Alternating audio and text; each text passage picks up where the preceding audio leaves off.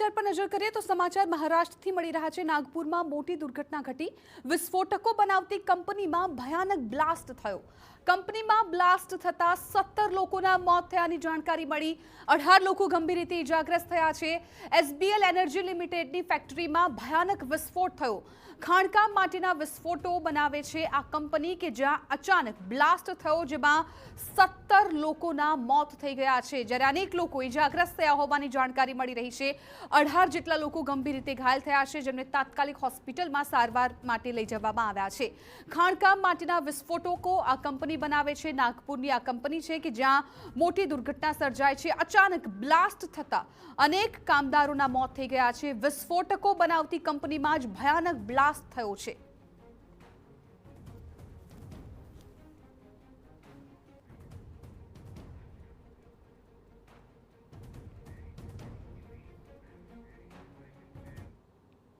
સમાચાર